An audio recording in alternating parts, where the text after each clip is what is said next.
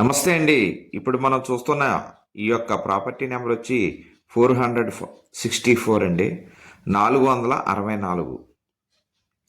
ఈ యొక్క property 3 BHK apartment flat అండి. Second sales. ఈ యొక్క ప్రాపర్టీ ఉన్న ఏరియా వచ్చి ఆనాల వెంకటాపురం రోడ్, గెయిల్ ఆఫీస్ దగ్గర వస్తుందండి. ప్రసాద్ ఆదిత్య మాల్ దగ్గరలో. ఈ యొక్క ప్రాపర్టీ వెస్ట్ ఫేసింగ్ అండి, పడమర ఫేసింగ్ అపార్ట్మెంట్ ఫ్లాట్ అండి. 1600 SFT, 1600 SFT అండి. దీనికి అండర్ గ్రౌండ్లో యూడిఎస్ వచ్చి చదరపు గజాలు 51 చదరపు గజాలు ఇస్తున్నారండి. బ్యాంక్ లోను 70 లక్షల వరకు వస్తుంది. ఇది సెకండ్ ఫ్లోర్లో ఉందండి. ప్రైమ్ లొకేషన్ ఏవిఆర్ రోడ్లో వస్తుంది. ఈ యొక్క ఫ్లాటు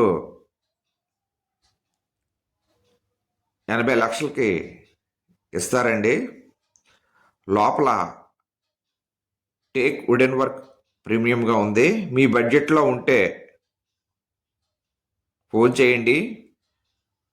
దీని యొక్క amenities CC cameras, solar water, backup, lift, car parking